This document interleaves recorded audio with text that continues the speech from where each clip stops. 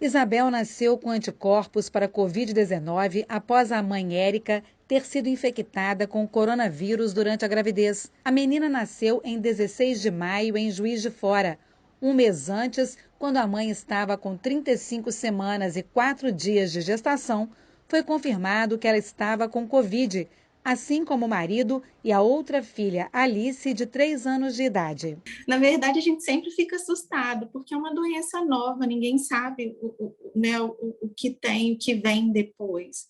Então, acho que foi mais ansiedade também, né? A gente queria que a Isabel nascesse logo, para ver se estava tudo bem com ela, né? O que a gente está constatando com os exames e o acompanhamento que o doutor Antônio tem feito. Após o nascimento de Isabel, os pais procuraram o médico Antônio Aguiar, que sugeriu um exame mais preciso para verificar os possíveis efeitos da Covid na mãe e na criança.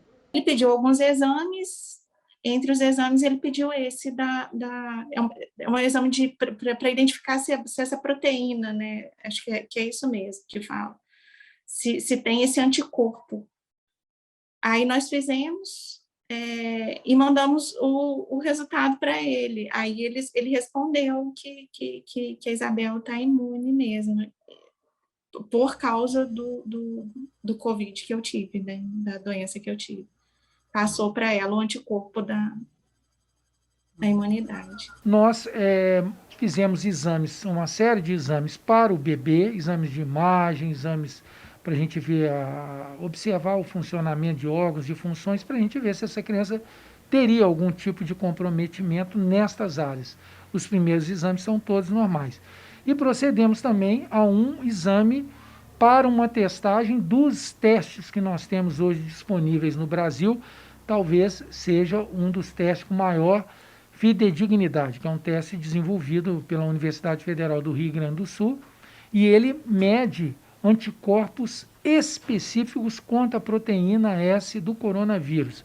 Essa proteína S ela tem 3 frações, chamadas S1, 2 e tronco, sendo que a fração S1 é a fração que faz o vírus acoplar, aderir à célula, nossa célula, a célula humana, e a S2 ela tem a propriedade de abrir a nossa célula para que o vírus, ao entrar na nossa célula, ele, através do material genético dele, ele mande o nosso DNA fazer as replicações virais e aí produzir a doença. Ainda há dúvida em relação aos anticorpos, principalmente ao tempo de duração da proteção.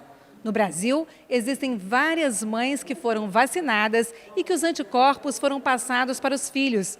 Este, porém, não é o caso da Isabel, porque a mãe Érica ainda não havia sido vacinada. Outros exames, como este aqui, o Imunoscov-19, deverão ser feitos por mãe e filha para que haja um melhor acompanhamento da criança. A criança, né, a menina, tem altos índices, altos níveis dosados de imunoglobulina G neutralizante específica contra a proteína S do coronavírus. A nossa pergunta hoje, como eu disse aqui, nós conhecemos muito pouco sobre essa doença, é se esses anticorpos encontrados no bebê são somente anticorpos maternos. Com certeza, a mãe que tem titulação alta passou anticorpos para essa criança. Mas fica uma segunda pergunta. Essa criança, se foi realmente infectada intraútero ainda, teria ela desenvolvido por si só também uma carga de anticorpos neutralizantes?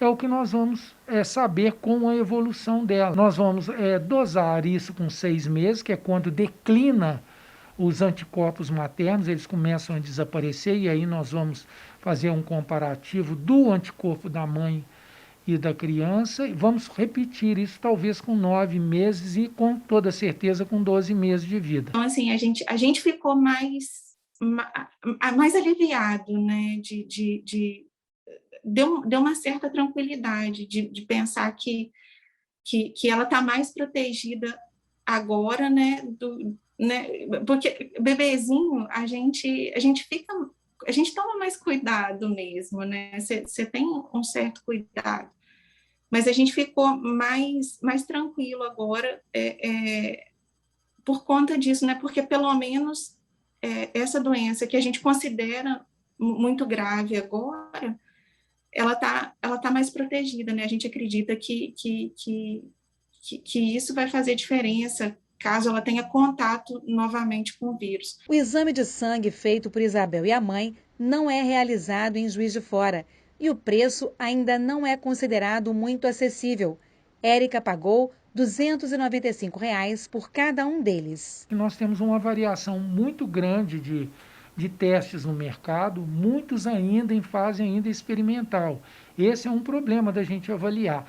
Esse teste específico, né, que é o Imunoscov-19, ele é um teste que ele tem a sensibilidade em torno de 99%. Então, por isso, nós estamos nos apoiando nessa metodologia de avaliação para que a gente possa, ao longo desse primeiro ano de vida dessa criança, fazer as observações. É lógico que é um caso só, é uma amostragem, mas o que nós queremos é chamar a atenção para a necessidade que nós temos de ver essas condições dentro do ponto de vista da gente estudar isso melhor, fazer estudos randomizados, né, estudos duplo cego, com quantitativo maior de pessoas, para que a gente avalie, né, e observe o comportamento imunológico em decorrência da imunidade humoral, que é específica desses anticorpos, para esses pacientes, e aí contribuir com a ciência, contribuir com o conhecimento, né, na maneira como que nós temos que